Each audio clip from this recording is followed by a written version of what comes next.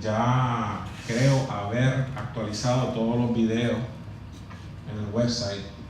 Si falta alguno me avisan, pero creo que hasta la clase anterior están todos puestos en mudo. ¿Ok? Así que acuérdense que lo puede ver desde su celular, cuando esté aburrido, no tenga nada que hacer, abre su celular y lo va mudo y puede ver los videos. ¿Alguien ha tratado de verlo desde el celular? No. ¿Sí? ¿Lo has visto? ¿Funcionan bien? Sí. Okay. Te ponen los headphones, ¿verdad? ¿Te imaginas eso frente a la playa, así, de viaje, y estoy escuchando la clase de Advanced Programming? Tremenda experiencia. Tremenda experiencia. ¿Ok? Y como les estaba diciendo, voy a hablar de sorting y searching. Vamos a hablar un poquito sobre cómo se compara un algoritmo con otro.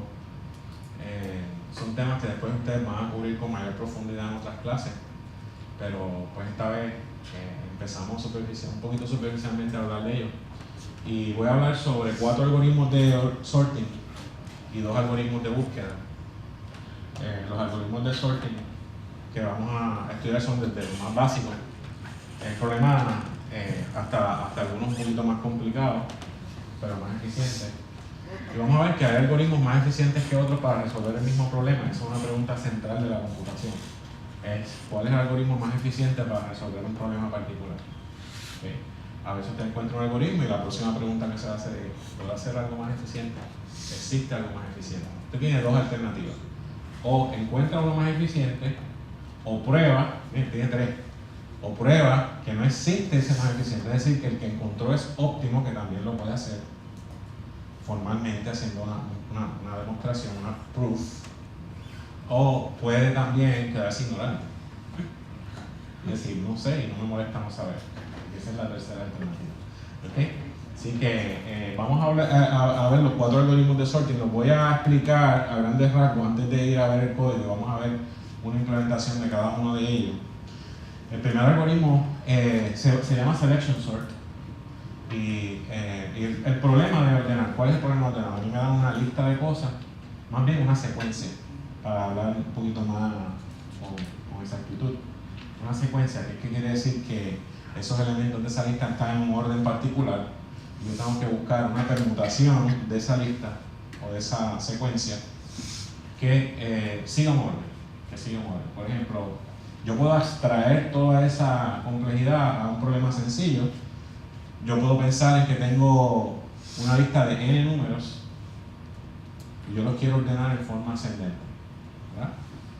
La realidad es que el algoritmo va a funcionar si son números, si son personas, si son animales, si son lo que sea, ¿verdad? El mismo algoritmo.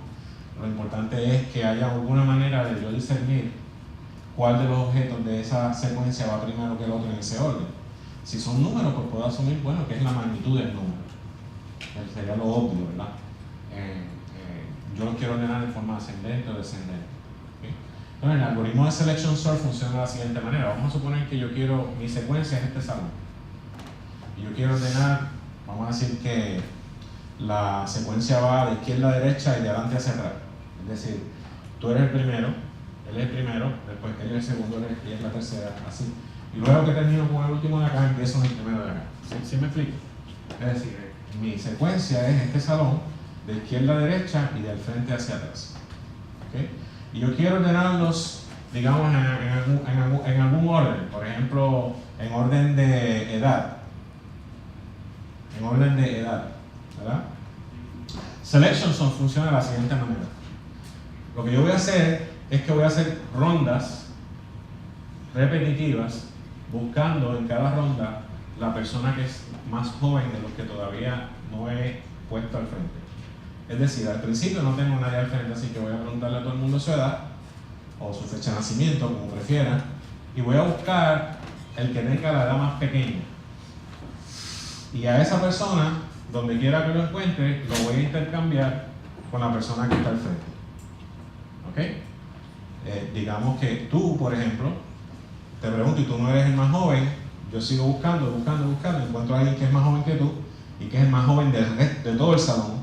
Esa persona yo la pongo en tu asiento y yo te pongo a ti en el asiento de esa persona. ¿Ok? Entonces ya yo sé que en el primer asiento yo tengo al más joven. Entonces, ¿qué hago ahora?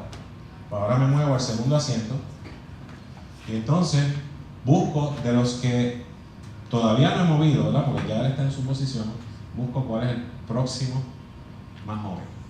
Y esa persona más joven la intercambio con él. Me muevo al próximo y repito el mismo procedimiento. Busco el más joven lo intercambio con él. ¿Ok? Y así sucede. ¿Ah? El más joven. Si puede haber igualdad de edades, ¿verdad? Si puede haber igualdad de edades, pues entonces yo lo voy a mover de acuerdo a si son menores. Si son, por ejemplo, si hay dos personas de igual edad, yo voy a escoger uno de ellos y cuando encuentre la segunda, no la voy a considerar más joven, la voy a dejar en su posición. Voy a poner a la primera más joven que tiene esa edad y después, en el próximo asiento, voy a poner a la siguiente. ¿Sí se entiende? Pero la comparación es con el grupo o con esa persona que está de más joven. ¿Es el más joven del grupo o el más joven en comparación con esa persona? No, el más joven del grupo. O sea, yo empiezo buscando el más joven de todo el grupo. Imagínate, piensa en conjunto, ¿verdad? Yo busco el más joven de todo el salón con un conjunto. Y después pongo a esa persona primero y la saco del conjunto. Y ahora busco el más joven del resto de la gente. Y lo pongo en la segunda silla. ¿Ok? Lo intercambio. Y aquí voy y lo saco del conjunto. Ya tengo dos personas menos en el conjunto. Eventualmente, ¿qué va a pasar con ese conjunto? Se va a hacer cada vez más pequeño. Más pequeño hasta que solamente me quede una persona. Esa persona sencillamente la voy a poner. Dicho, va a estar en su posición. La última persona ya va a quedar en su posición. ¿Okay? Ese algoritmo se llama Selection Sort, porque yo estoy seleccionando el máximo o el mínimo, porque en este caso seleccionamos el mínimo y lo pusimos al frente para que quede en orden ascendente. Yo pude haber seleccionado el máximo, ponerlo al frente y me hubiese quedado en orden descendente. Es el mismo problema, es el mismo algoritmo. El orden es un criterio de comparación que no afecta al algoritmo, ¿no? El algoritmo no depende de la manera en que yo del orden en que yo lo voy a utilizar. De hecho, eso lo vamos a ver exactamente cuando veamos el código, cómo se traduce eso a cómo funciona el código. Así que esa selection sort, si yo fuese a pensar en cuánto tiempo se toma selection sort, una de las preguntas centrales de la computación es cómo yo mido la eficiencia de un algoritmo. Y una de las formas de medirlo es sencillamente programarlo, correrlo y medir el reloj, y decir cuánto se tardó. Pero el problema con usar un reloj tiempo real, bueno, son varios problemas. Puede ser confuso, puede dar una idea errónea de lo que realmente es la calidad del algoritmo. Pues porque el tiempo real va a tener un montón de factores que no necesariamente tienen que ver con la calidad del algoritmo. Por ejemplo, la velocidad de la computadora, cuánta destreza tiene el programador, cuán bien escribió el código, cuán rápido es el sistema operativo, cuán cargada está la computadora en ese momento, si hay mucha gente trabajando en ella, si tengo muchos procesos corriendo, si a la misma vez estoy haciendo un rendering de un video y a la misma vez estoy haciendo el timing. O sea, mi computadora va a tener muchos factores que van a afectar el tiempo real y no necesariamente yo voy a poder comparar una cosa con otra. De hecho, a veces yo tengo que comparar algoritmos que se inventaron en épocas distintas de tiempo y entonces, bueno, yo lo podría reimplementar, tendría que reimplementarlo para poderlo medir. Pero lo que hacemos los computistas es que otra forma de yo medir la eficiencia de un algoritmo es tratar de calcular una función de crecimiento, que sea una función del tamaño del problema que yo estoy resolviendo. Yo puedo especificar, yo puedo decidir cuál va a ser el tamaño que voy a utilizar como el tamaño del problema, es un parámetro que yo puedo escoger. Por ejemplo, si yo voy a ordenar un salón, ¿cuál sería una opción bastante obvia de cuál sería el tamaño del problema? Pues, ¿cuánta gente voy a ir en el salón? Mientras más gente haya en el salón, más me voy a tardar en ordenarlo. Así que yo podría buscar una función de crecimiento en términos de la cantidad de gente que está en el salón. Y entonces tengo que también buscar una manera de medir el trabajo que estoy haciendo. Cuántos pasos estoy dando para ordenar el salón. Y nuevamente yo puedo escoger qué voy a utilizar como la medida, la unidad de trabajo que voy a utilizar. O en computación se llama el step, el paso que voy a dar para ordenar el salón. Entonces, calcular la función de crecimiento es calcular cuántos pasos me va a tomar resolver un problema de los que yo definí en términos o como función del tamaño del problema. ¿Ok? Así que puedo decir, digamos, que en el caso de algoritmo de ordenamiento, muchas veces se utiliza la comparación como la medida del step, del trabajo que estoy haciendo. ¿Cuántas comparaciones yo tengo que hacer para ordenar el salón? Comparaciones quiere decir que tengo que comparar una edad con otra, una persona con otra. Y el tamaño del problema es la cantidad de personas. Y entonces eso me da una función de crecimiento, f de n, donde f es el número de pasos que me voy a tardar para ordenar un salón de n estudiantes. ¿Se dan cuenta? Y entonces puedo tener un modelo matemático de cómo crece mi algoritmo. Si yo duplico el salón, pues el tiempo va a aumentar considerablemente. ¿Pero cuán considerablemente? Vamos a ver si podemos hacer un pequeño análisis informal de cómo funciona Selection Sort en términos del número de comparaciones. Por ejemplo, si yo voy a buscar el primer estudiante que voy a poner en la primera silla, ¿cuántas comparaciones yo tendría que hacer? Pues yo empiezo con él y digo, le pregunto su edad y le llamo a esa edad, digamos, min, el mínimo. Ese va a ser mi mínimo por ahora. Y entonces voy ahora con cada uno y lo comparo con mi mínimo. Y si es mínimo, si es menor, cambio el mínimo. ¿Se acuerdan, verdad? ¿Cómo es el proceso para yo buscar un mínimo o un máximo? Cambio el mínimo. Y entonces comparo ese nuevo min con el próximo. ¿Cuántas comparaciones voy a dar en esa primera hora? Si tengo n personas, ¿cuántas comparaciones tengo que hacer? N comparaciones. ¿Ok? Como función de n. Ok, entonces esa sería la primera ola. La segunda ola, ¿qué voy a hacer? Voy a repetir lo mismo, pero ahora ya no son n. Ahora son n menos 1 comparaciones. Porque ahora ya yo tengo una persona que está en su posición y lo que voy a hacer es, ok, voy a asumir que el próximo es el min y voy a hacer n menos 1 comparación. ¿Cuántas olas necesito? O sea que la primera ola es de n comparaciones. La segunda ola es de n menos 1 comparaciones. La tercera ola es de n menos 2 comparaciones. ¿Cuándo voy a parar? ¿Cuándo voy a parar? Cuando me quede nadie en el salón. Cuando no me quede nadie en el salón o cuando me quede uno, porque cuando es uno no lo puedo ordenar, tiene que estar ahí, tiene que estar en su posición. Así que si yo sumo la totalidad de las comparaciones que voy a obtener, la totalidad, voy a tener n comparaciones primero, después voy a tener n menos 1, después n menos 2, y lo que voy a obtener es una sumatoria de n más n menos 1, más n menos 2, más n menos 3, más n menos 4, hasta llegar a n menos 1, que sería 1. O sea, si yo me paro patas arriba ahora y lo viro a la sumatoria, voy a ver que es una sumatoria de 1 más 2, más 3, más 4, más 5, más 6, hasta llegar a n. Y esa sumatoria, un muchacho que se llama Euclides encontró que tenía una forma cerrada, tenía una fórmula cerrada. La sumatoria de los primeros números enteros de 1 a n es n por n más 1 entre 2. ¿Ok? En fundamentos probamos eso inductivamente. ¿Ok? ¿Sí? Probamos eso inductivamente. Así que en total, n por n más 1 entre 2, si yo lo expando un polinomio, ¿verdad? Eso me daría un medio n cuadrado más un medio n. ¿Me siguen? Un medio n cuadrado más un medio n.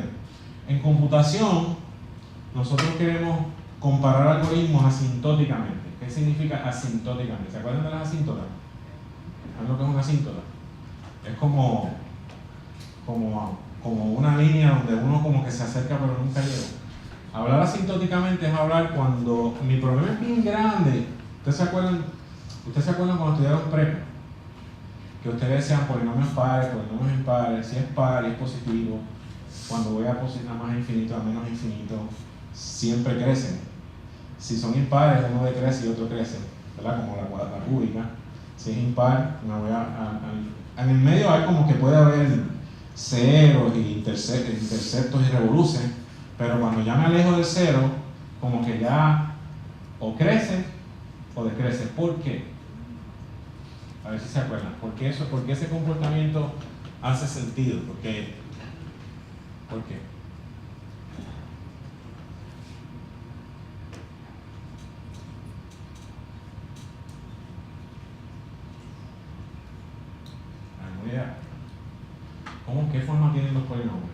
¿Qué es un polinomio?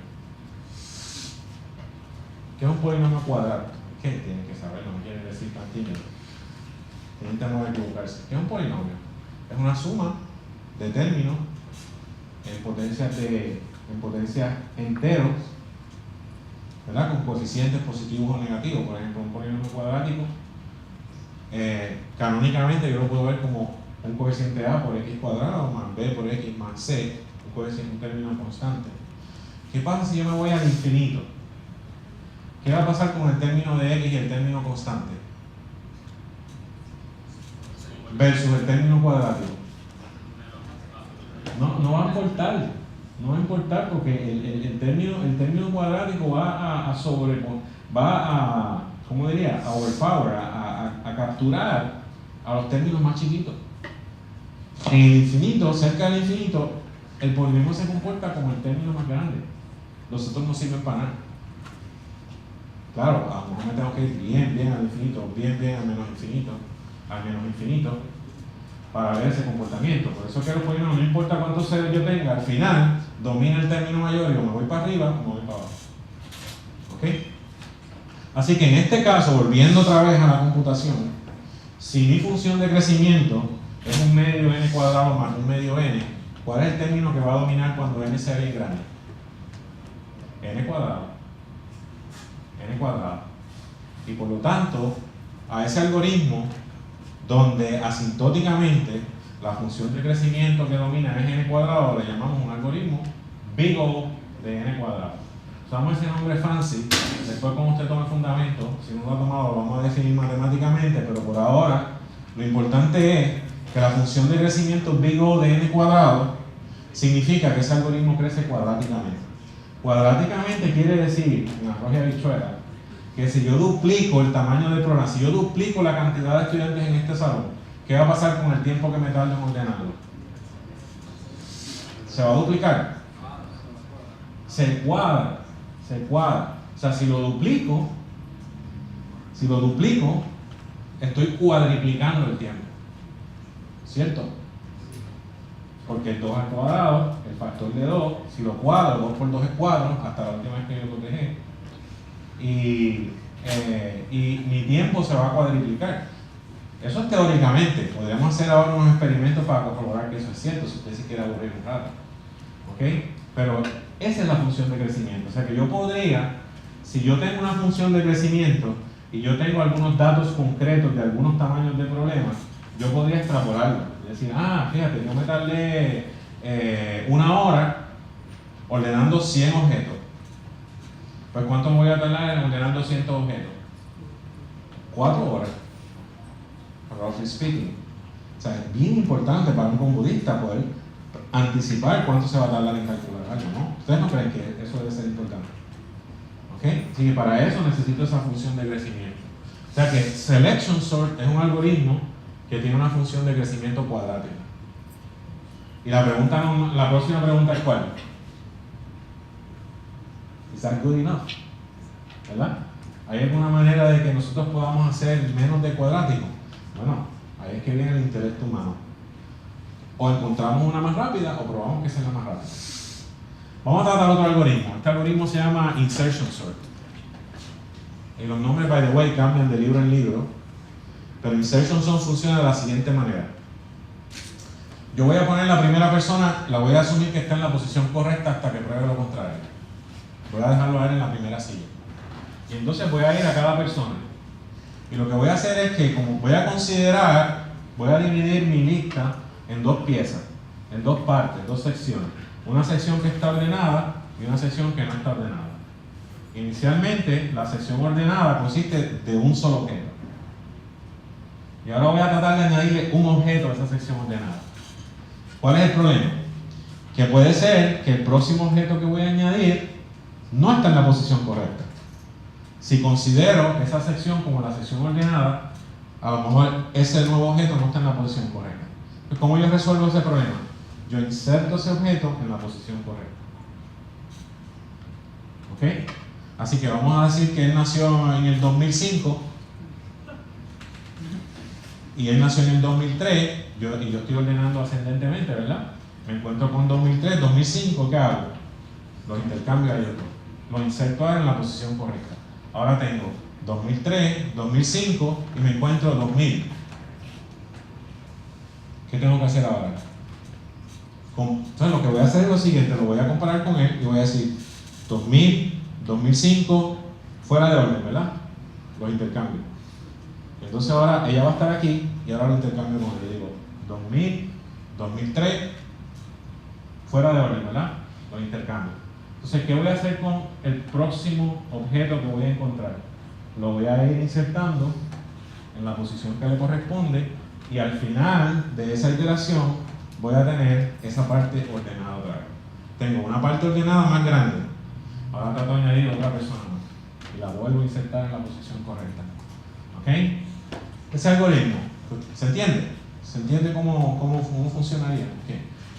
Eso, fíjense que los algoritmos existen aunque no estén programados, aunque no exista un programa que la programación es la mecanización del algoritmo, ¿no? Pero el algoritmo existe aunque no exista la computadora. ¿Okay? Así que ese algoritmo es mejor que Selection Sort. Es mejor que Selection Sort, ¿qué ustedes creen?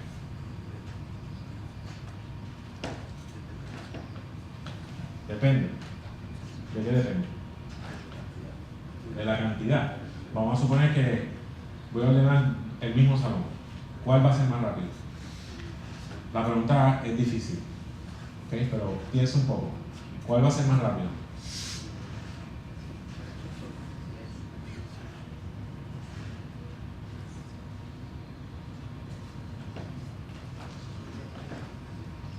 Bueno, una cosa que puedo hacer es tratar de analizarlo de la misma manera que analicé el Selection Sort, ¿verdad?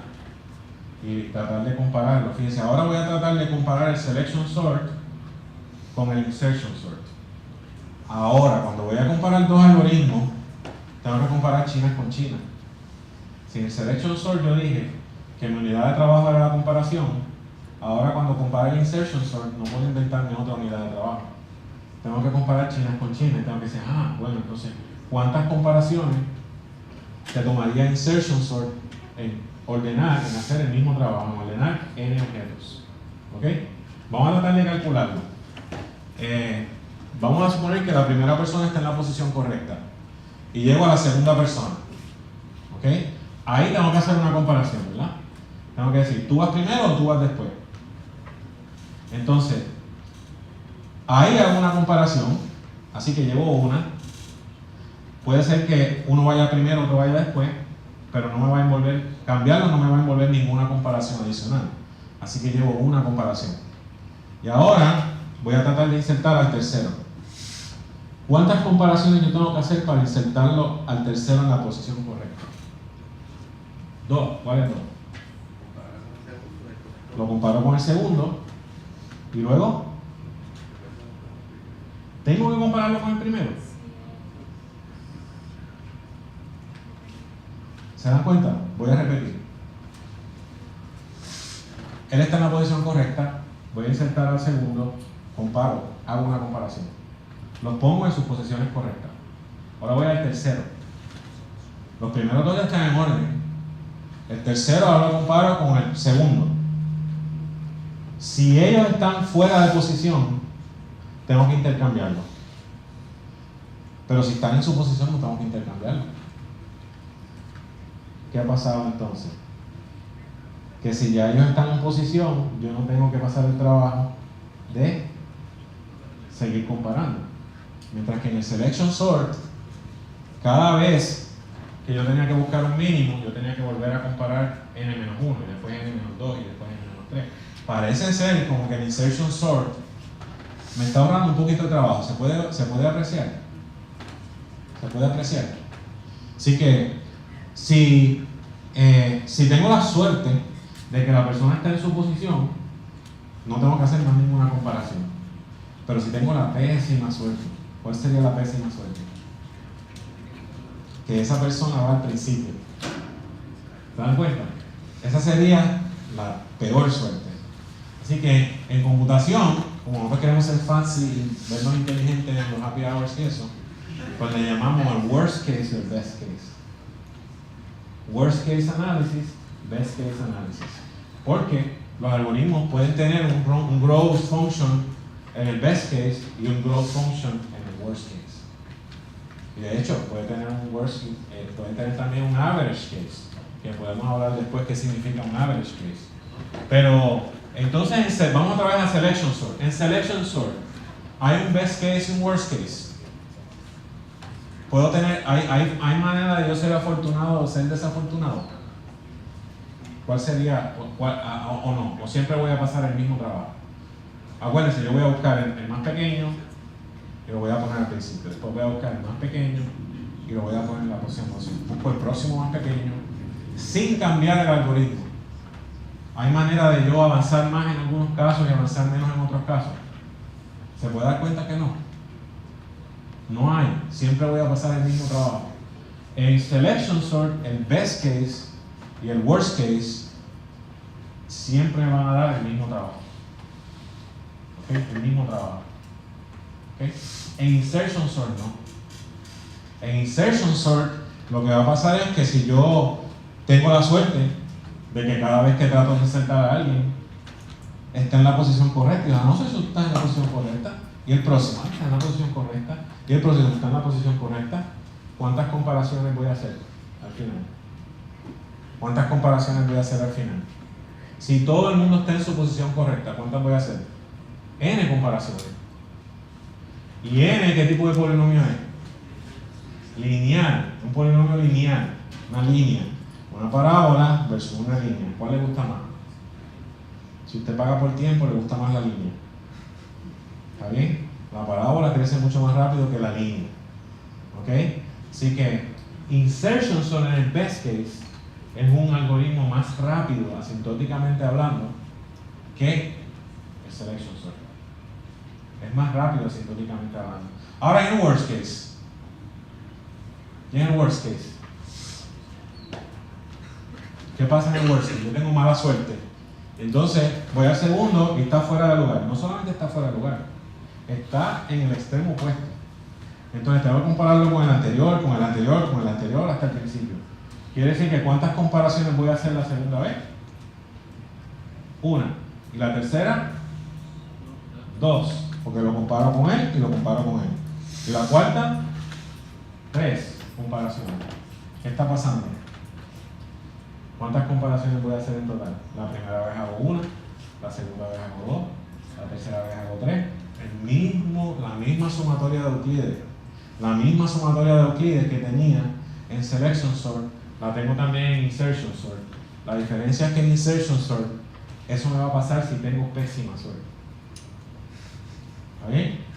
Bueno, pienso yo que un algoritmo donde puedo tener suerte es mejor que uno donde siempre tengo mala suerte. ¿Verdad? Podría yo pensar eso, pero no, ¿cómo usted podría como diseñador, como ingeniero, decidir cuál algoritmo utilizar?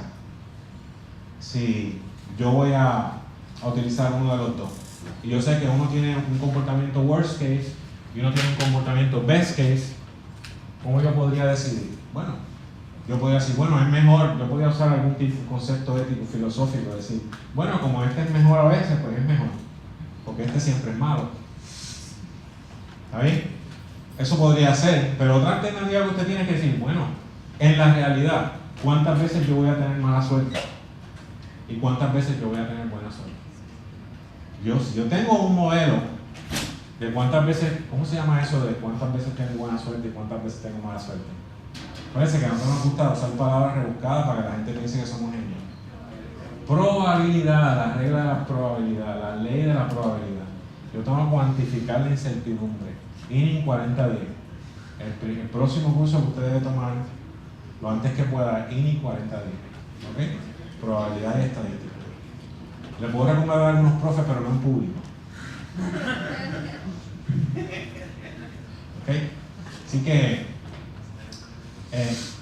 cuando yo aplico un modelo probabilístico y yo digo a veces tengo buena suerte, a veces tengo mala suerte, ahí es que yo puedo calcular un runtime average, porque el concepto de average es un concepto probabilístico, es lo que se conoce en probabilidad como el expected value.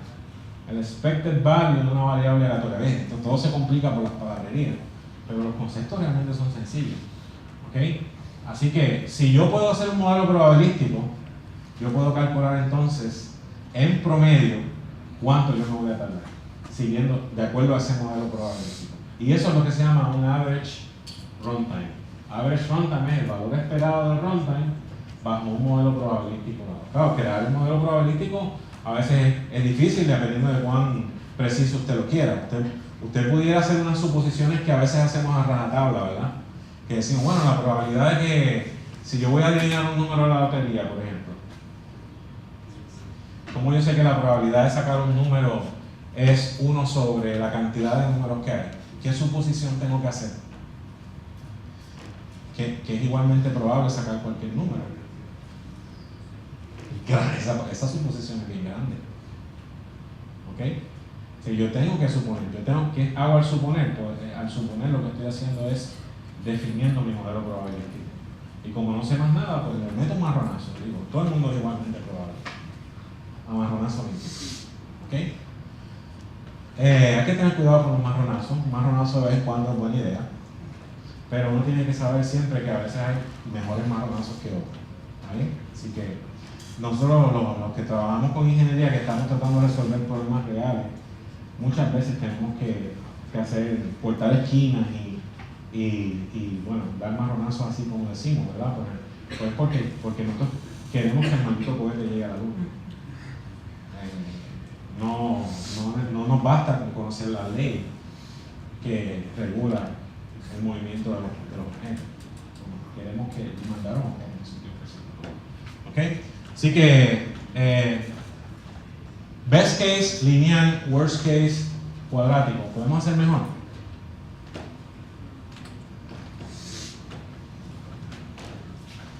¿Podemos hacer mejor? A ver, bien, hasta llevamos un rato hablando, ¿verdad? No hemos visto una línea de código. ¿Podemos hacer mejor?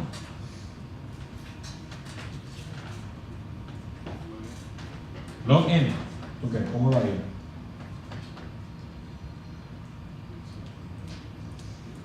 Quicksort. Ok, ¿cómo funciona Quicksort?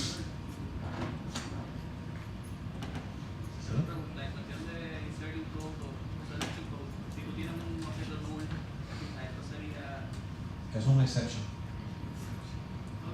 Eso es tiempo infinito. No, mentira, estoy bromeando. Sí, tiene un objeto, bueno, pero estoy bromeando, pero es más o menos cierto. No, cuando yo estoy analizando el algoritmo, yo estoy pensando fuera de cualquier tipo de manera de implementarlo. ¿Ok? Cuando tú tienes cosas nulas, esas cosas, estás hablando ya en el tema de cómo implementarlo en un lenguaje particular o cómo mecanizar ese algoritmo. ¿Está bien? No te contesté, ¿verdad? Si tiene un objeto nulo, ¿cómo lo comparas con el otro? Tú puedes definir qué vas a hacer en ese caso. Normalmente cuando tú estás definiendo un API, tú defines un método, tú dices, ok, este método, si tú me envías un arreglo de números enteros o de objetos de alguna clase, yo te los voy a ordenar. Pero tú tienes que cumplir tu parte del contrato. Tu parte del contrato es que tú me tienes que enviar los objetos. Si tú violas tu contrato, yo puedo hacer lo que yo quiera. Entonces, si mi método recibe un objeto nulo, lo mismo puede tirar un exception que ignorarlo, pero debe estar en la especificación de lo que hace el método en esos casos. ¿Está bien? O sea que tú tienes libertad de definir qué va a pasar en ese caso como desarrollador. ¿Ok? Pero si no lo dices, si tú estás usando un API y el API te dice tienes que enviarme las cosas así, y tú te arriesgas y no lo envías así, anything can happen. Hay carta blanca para que el desarrollador haga lo que le dé la gana. Pues tú no cumpliste con tu contrato. ¿Vale? ¿Entiendes esa división del trabajo? ¿Ok? Bueno, existe un algoritmo que se llama Quicksort y mucha gente lo conoce porque es famoso, es rico, rich and famous. Pero hay otro antes de Quicksort que es un poquito más fácil de entender, lo que se llama Merge Sort. Y el algoritmo de Merge Sort, Merge es bien difícil de pronunciar, así que le voy a llamar Merge, no sé cómo lo voy a decir. no puedo pronunciar, merge sort. ¿Okay?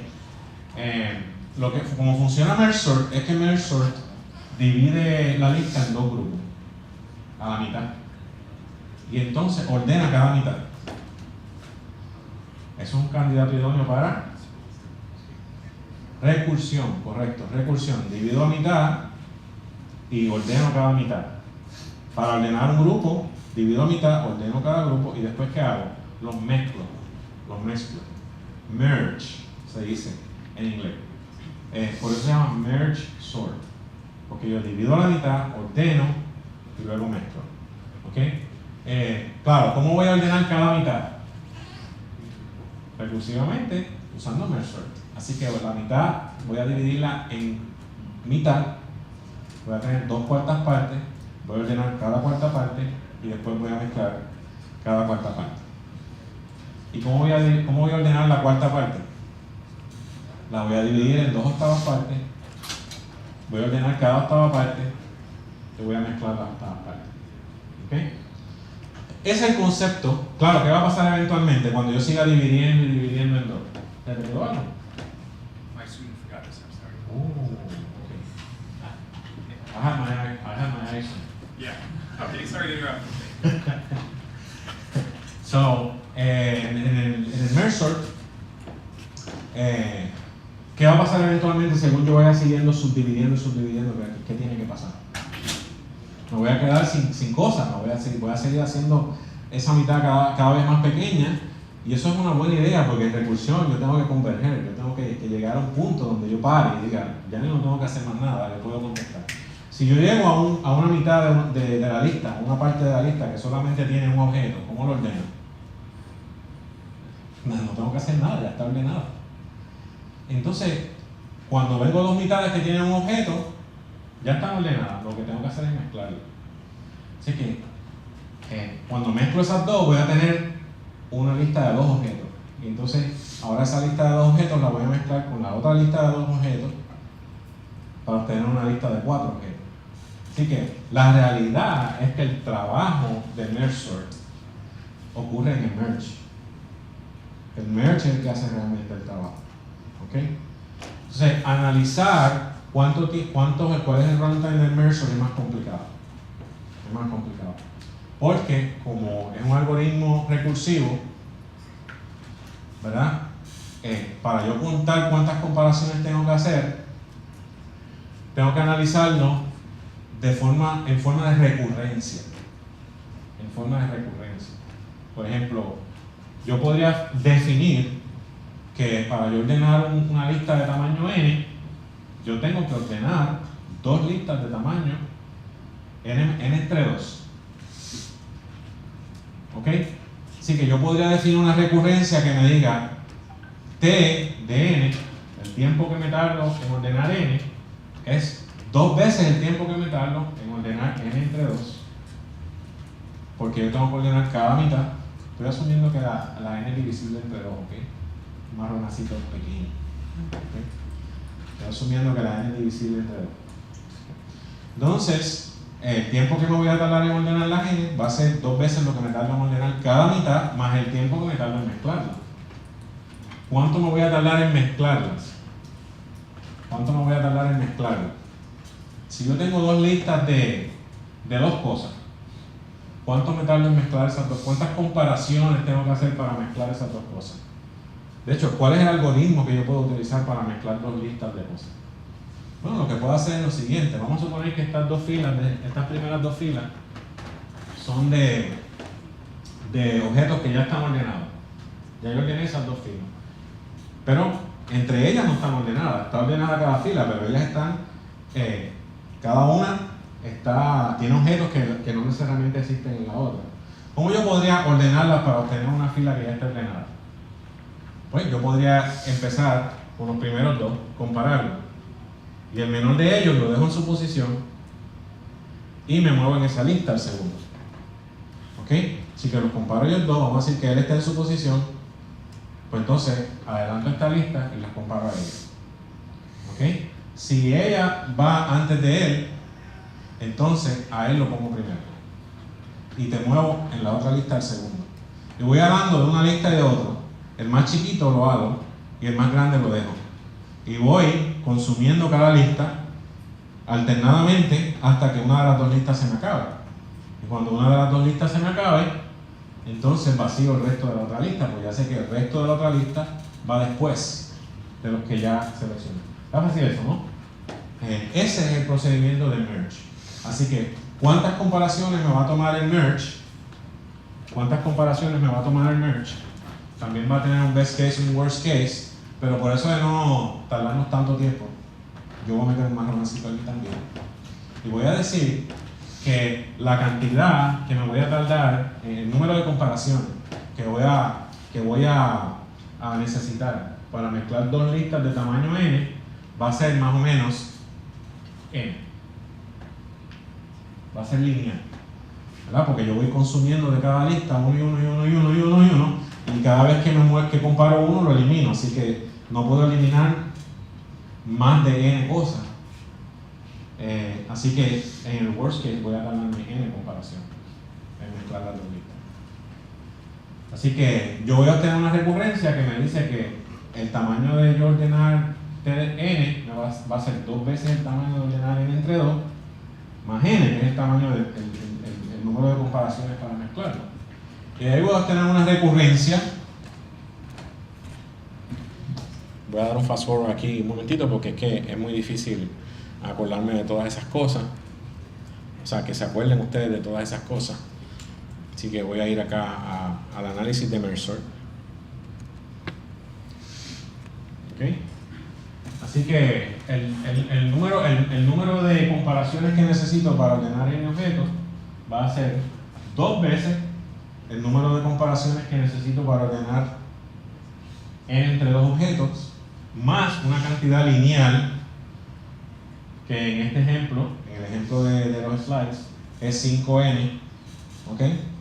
Pero es una cantidad lineal en n, ¿ok? Y este tipo de recurrencia yo lo puedo resolver. Yo lo que quisiera encontrar es cuál es la función de n que corresponde a t de n. Y yo lo puedo resolver sustituyendo repetidamente. En Funda aprendemos a resolver estas recurrencias también. Y eventualmente lo que va a pasar es que si yo sustituyo t de n entre 2, voy a tener 2 veces t de n entre 4. Y si sustituyo t de n entre 4, voy a tener 4 veces n entre 8 y así sucesivamente. Eventualmente voy a tener 2 a la k veces t de n entre 2 a la k. Y cuando la n sea igual a 2 a la k, este término va a ser 1. Porque esta va a ser un numerador igual al denominador, va a ser t de 1, que es 1. Así que lo que va a ocurrir es que yo voy a obtener un 2 a la n, donde m es el número de veces que yo puedo dividir entre 2 el arreglo. Pero el número de veces que yo puedo dividir entre 2 es que, si yo te digo cuántas veces yo puedo dividir entre 2 un conjunto de tamaño n, ¿qué función matemática me calcula a mí? Eso sería como buscar el exponente, ¿verdad? Si yo divido entre 2 y después divido entre 2 y después divido entre 2, vamos a coger un número. ¿Qué les parece el 32? Divido entre 2, me da 16. Llevo 1. Divido entre 2, me da. Llevo 2, me da 8. Divido entre 2, me da 4, ¿verdad? Pues llevo 3, ¿verdad? Divido entre 2, me da 2, llevo 4. Divido entre 2, me da 1, llevo 5. O sea que pude dividir entre 2 5 veces. El 32, ¿qué relación hay entre el 2, el 32 y el 5? 2 a la 5 es 32. Así que el número de veces que yo puedo dividir un número entre 2 es el logaritmo base 2 de ese número. Eso yo estoy seguro que ustedes lo aprendieron en precálculo. ¿Okay? El significado del logaritmo. El logaritmo es el exponente. ¿Okay? Así que al fin y a la postre lo que va a ocurrir es que yo voy a obtener una función de crecimiento que va a ser el producto de n por el logaritmo de n por el logaritmo de n. Y eso, n por el logaritmo de n, es más rápido que n cuadrado, ¿no? Si yo tengo un término que es n y otro que es n, los multiplico, Obviamente el logaritmo crece mucho más lento. ¿Se acuerda del logaritmo? ¿Cómo crece? Sí, lamentablemente en computación usamos las matemáticas. ¿Ves? No, espero que no sorprenda a nadie. A ver. Si, if you don't like math, you don't like computer. ¿Ok? Así que el logaritmo es una función que crece mientras más tú te alejas del cero, más lento crece. O sea, la derivada del logaritmo es ¿cuál?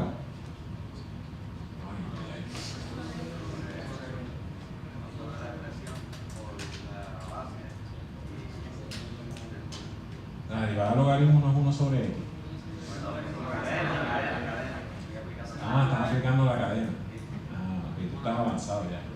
Pero eso marronea lo primero y después aplicas la cadena, ¿ok? Para que tengas una idea. 1 sobre x, ¿cómo crece 1 sobre x? Una función asintóticamente que se acerca cada vez más al cero. Por lo tanto, la función, la derivada del logaritmo es cada vez más pequeña. Quiere decir que la razón de crecimiento de la función logarítmica es cada vez más pequeña. Mientras más grande, más lento crece. ¿Ok? Más lento crece. Así que una función n log n es mucho más rápida que una función n cuadrada. Por lo tanto, merge sort es un algoritmo mucho más rápido que selection sort y que insertion sort. Que selection sort y que insertion sort. ¿Ok? Quicksort es otro algoritmo que también es un algoritmo que en computación le llamamos divide and conquer. División y con eso se usa mucho en ciencias políticas también, ¿verdad? Divide y conquistarás. ¿Ok? Son Maquiavelo, el príncipe de Maquiavelo. Divide y conquistarás a tus súbditos. ¿Ok? Así que en computación, como funciona el quicksort es parecido al merge sort, pero en vez de tú dividir inmediatamente a la mitad, tú lo que haces es que escoges un pivote, se llama un pivote. Tú escoges uno de los objetos como el pivote. Y entonces pones en cualquier orden a todos los que están antes del pivote a un lado y todos los que son después del pivote al otro lado. ¿Ok?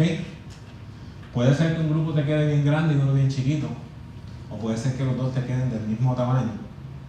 ¿Ok? Ya eso es una cuestión de suerte, ¿verdad? Que la podría analizar probabilísticamente. Y entonces ese pivote yo divido los que están a un lado de los que están al otro. ¿Qué va a pasar ahora cuando yo vaya a ordenar cada uno de esos dos grupos? Pues voy a hacer lo mismo, voy a escoger otro pivote y voy a dividir los que son antes del pivote a un lado y los que son más grandes del pivote al otro lado. Y ahora voy a coger cada una de esas partes y voy a aplicar el mismo concepto. Voy a dividirlo en dos grupos, antes del pivote y después del pivote. ¿Qué va a pasar eventualmente? ¿Qué va a pasar eventualmente? Si yo pongo todos los que van antes del pivote a un lado, todos los que son más grandes del pivote al otro lado, y los ordeno mágicamente, después que yo ordene cada lado, ¿qué tengo que hacer para ordenarlo todo? Nada. Porque ya yo puse todos los que iban antes del pivote a un lado y todos los que van más grandes del pivote al otro lado. Así que después que yo ordeno cada lado, no me resta nada por hacer. Así que el quicksort nos va a dar una función que es tail recursion. Les hablé de tail recursion la última vez. Tail, sí, creo que sí, ¿verdad? Puede ser que haya sido a las 3:16, pero... ¿Qué significa tail recursion? Tail recursion significa que una vez yo hago la invocación recursiva, cuando esa invocación recursiva regrese, ya no resta nada por hacerse. ¿Ok? Ya no resta nada por hacerse. ¿Ok? Así que, ¿se entiende lo que es? Tenemos 4 algoritmos de sorting. Selection sort, ¿se entiende? Fácil. Insertion sort me da una ventaja en el best case sobre selection sort, pero en el worst case, it's just as bad. Y después viene merge sort. Merge sort me da una ventaja drástica en vez de n cuadrado me da n log n, crece mucho más lento. Si usted quiere hacer váyase a Wolfram Alpha, que de hecho hay una app de Wolfram Alpha, que bájelo y plotee la función n log n y plotee la función n cuadrado, y va a ver que se despegan rápidamente una de la otra. Así que es una diferencia drástica. Y entonces está Quicksort.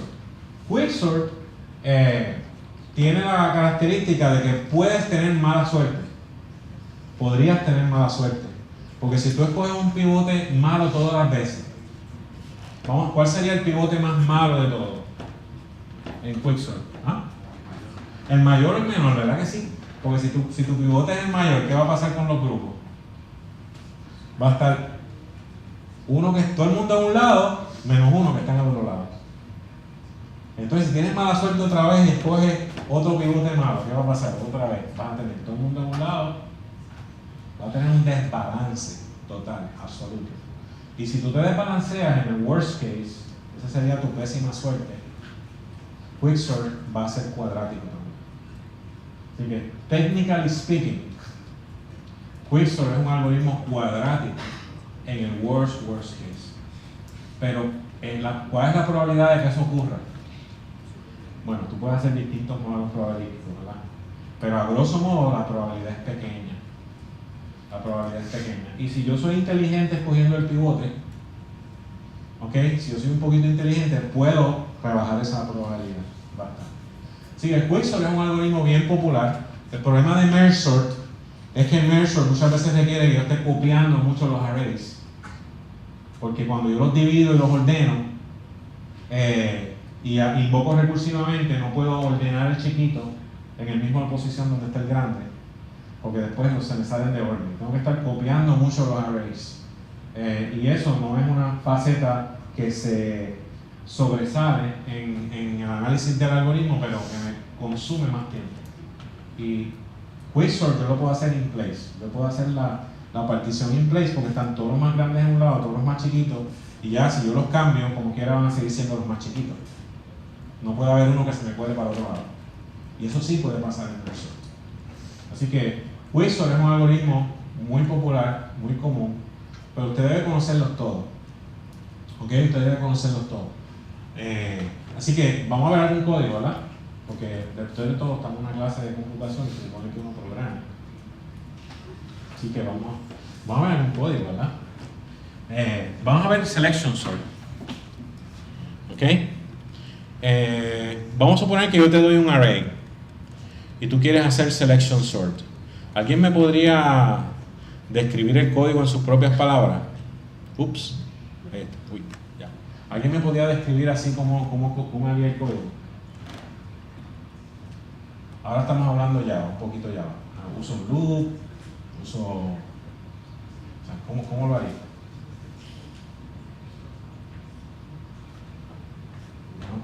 ¿Qué tú crees? El primer elemento del array sería un mínimo y comparándolo con ese mínimo, se encuentra un mínimo, pues encuentra ese mínimo de los features y después vuelve con el otro. Entonces tú como que me estás hablando de dos loops, ¿verdad? Me estás hablando de un loop, voy a buscar el primer máximo. Y después del primer máximo lo pongo al principio y le busco el segundo máximo. Y buscar cada máximo a su vez es un problema iterativo. Así que voy a tener un loop afuera y un loop adentro. ¿Ok? Así que Selection Sort lo podría implementar como con dos loops anidados, uno dentro de otro. ¿Ok? Un loop anidado dentro de otro. By the way, es común que cuando yo veo un loop dentro de otro y un loop se repite n veces y otro se repite n veces, el tiempo total que se va a repetir todo es el producto de ellas dos. Así que si el loop exterior se repite n veces y el interior n veces también, ¿qué va a pasar con el runtime? N cuadrado. Y ahí yo voy a ver mi teoría y mi práctica. Mi teoría concuerda con la práctica. Las teorías que no concuerdan con la práctica no sirven para mucho. ¿Ok? Así que vamos a ver el código. En este caso, lo que hizo este autor, a mí no me gusta mucho honestamente, pero bueno, podemos escribir alguno en Eclipse si ustedes quieren. Sí, creo que no. Lo que él hizo Esto es básicamente una clase que tiene un método que se llama sort. Recibe un array de números enteros. Estás trayendo, ¿verdad? Estoy ordenando números enteros. Si fueran chinas o botellas, pues el algoritmo sería el mismo. Lo que cambiaría sería el método para comparar que estoy usando. ¿Ok? Entonces lo que voy a hacer aquí es que tengo otro método que me encuentra la posición del mínimo.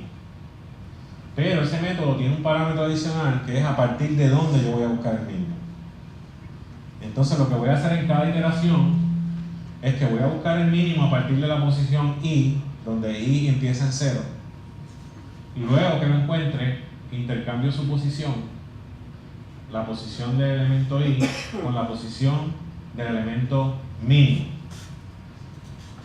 ¿Ok? Así que inicialmente la i es 0 y busco la posición mínima, digamos que me dice, bueno, el mínimo está en la posición 5. Pues entonces yo intercambio el 5 con el 0. Y ahora el que estaba en el 0 se fue para 5.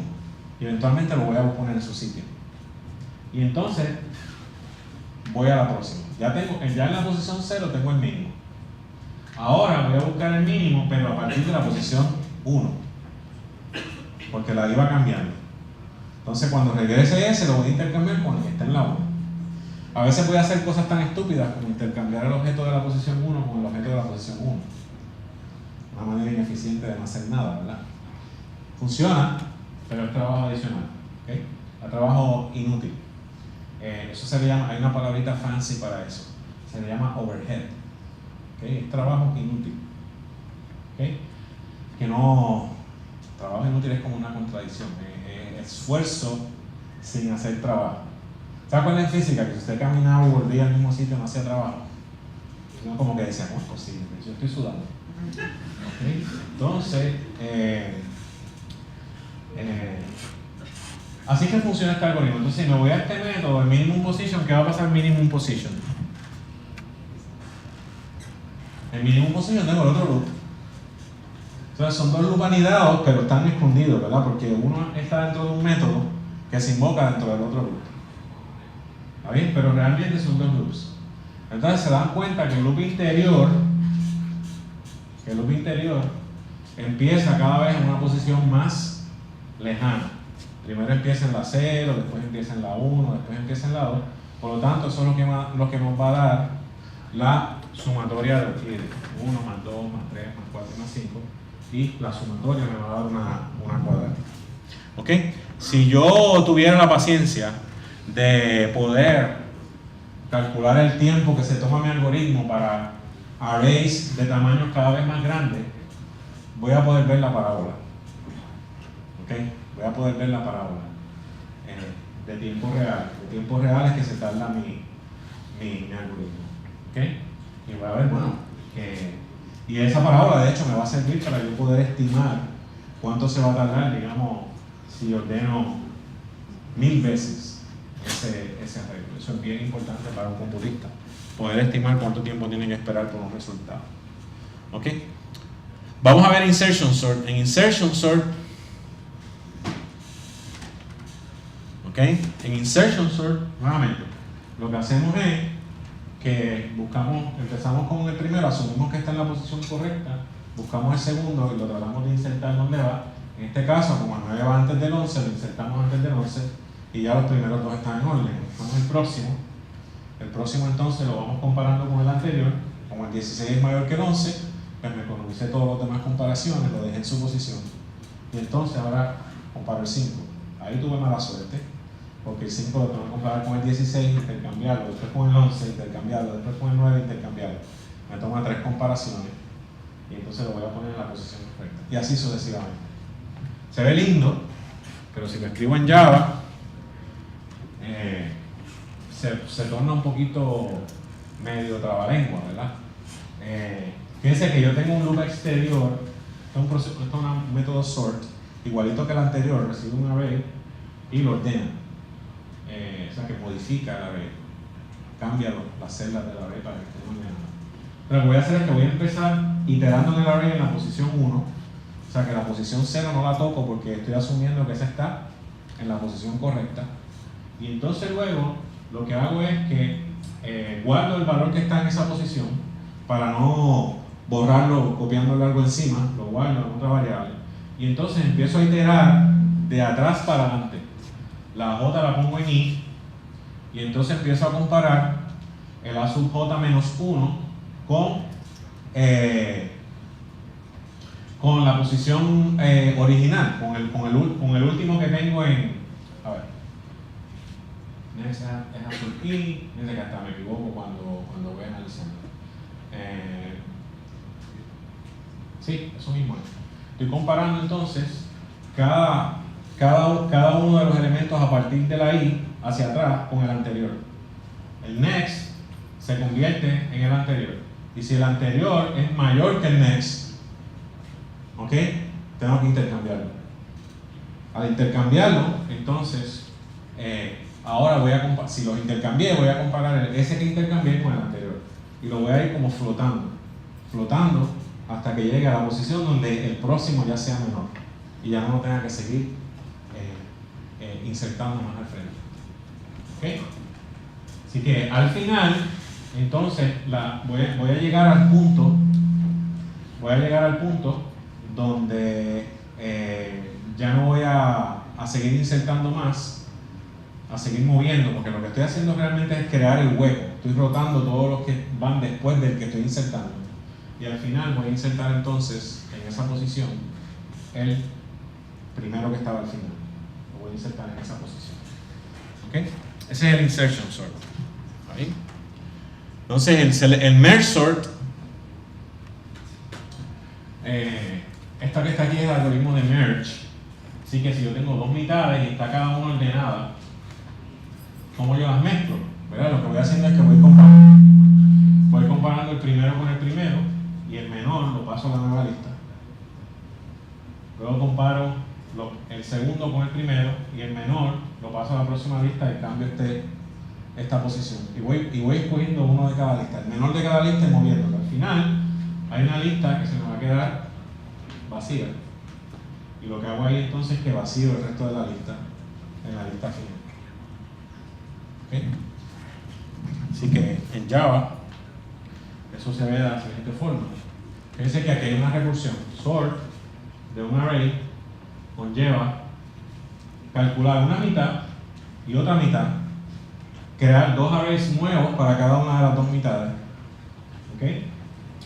Y copiar cada una de las mitades al array nuevo. El código no está aquí. Hay un método de la clase ArrayUtils que se llama copy, que lo vimos en una clase anterior, que me sirve para copiar arrays. Yo puedo usar ese método para copiar esas mitades. Entonces, ordeno cada mitad recursivamente y luego cada una de esas dos mitades las mezclo. Entonces, el algoritmo de sort es sencillo, el que es complicado es el merge.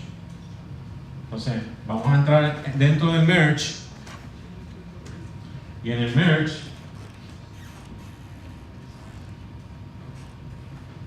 este es el mismo código que vimos ahora.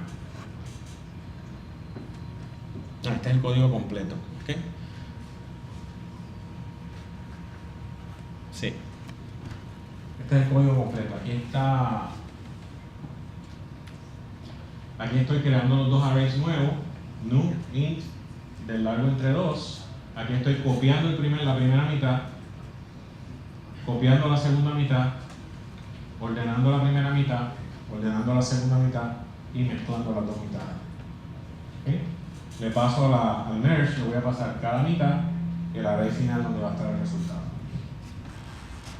Okay. Entonces aquí está el merge.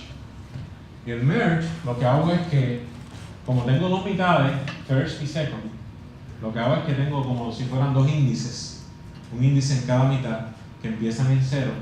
Y entonces lo que hago es que empiezo a iterar y mientras el primer índice no se pase del final de la primera mitad y el segundo índice no se pase del final de la segunda mitad, comparo los dos que están en la primera posición o en la siguiente posición de cada una de las dos mitades. Y si la primera mitad es la que va primero, entonces lo que hago es que avanzo el índice de la primera mitad y copio el objeto que está en esa posición a la raíz resultante. Si no, quiere decir que entonces lo hago de la segunda mitad y lo paso a la raíz resultante y avanzo a la segunda el segundo índice. Eventualmente, una de las dos mitades se va a terminar. Entonces, al final, tengo que decidir cuál de las dos mitades se determina. Si la primera mitad no se ha terminado, que quiere decir que el índice de la primera mitad es menor que el largo, entonces vacío el resto de la primera mitad. Solamente una de estas dos cosas puede pasar. O se termina la segunda mitad, en cuyo caso vacío la primera, o se termina la primera, en cuyo caso vacío la segunda. ¿Ok? Y así hago el merge. ¿Ok? Entonces el quicksort, by the way, ahí tienen la diferencia entre merge sort en milisegundos y selection sort en milisegundos. Están viendo si n es 10, 20, 30.000, 40.000, esto es un crecimiento lineal en n. Ven que el selection sort es parabólico, pero el quicksort es n log n. La diferencia es drástica. Mientras más lejos esté, más rápido va a ser. ¿Ok? Entonces vamos a ver el quicksort. En el quicksort lo que hacemos es que dividimos el arreglo en dos partes alrededor de un pivote.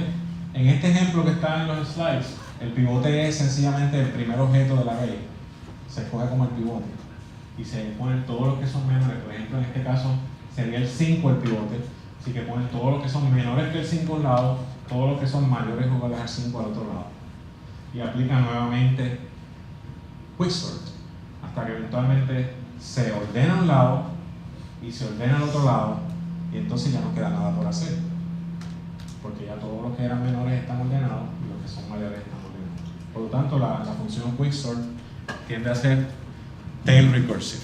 ¿Okay? Miren que merge sort no es tail recursive, porque, by the way, la ventaja de una función tail recursive es que es bien fácil yo convertirla a una función iterativa, a una función que no tiene recursión, porque no hay backtracking, no tengo que regresar y volver a empezar, sino que después que regrese no tengo nada que hacer. Así que es bien fácil de convertir en una función iterativa. ¿Ok? En el caso de merge sort, si se fijan, aquí cuando yo estoy haciendo el sort, que es la llamada recursiva, yo hago la llamada recursiva dos veces, así que voy a crear un árbol, como en el caso de las 8 reinas, voy a crear un árbol de 2 patas, y entonces, pero al final que yo haga la invocación recursiva tengo que hacer el merge. Me queda trabajo por hacer, porque puede haber elementos de una mitad que realmente van en la otra, o sea, tengo que hacer la mezcla. En el quicksort no, en el quicksort después que ordeno cada mitad, ya uno que está en una mitad no puede ir a la otra. ¿Okay? Pero las mitades no son necesariamente mitades. Es la diferencia. En el merge sort siempre es a la mitad, pero en el quicksort no. Así que el quicksort, vamos a ver el código aquí rapidito, si me permiten. Entonces, la idea en el algoritmo de partición, una vez yo escojo el pivote, es que yo voy a ubicarme. ¿Por qué hay tanto feedback ahí?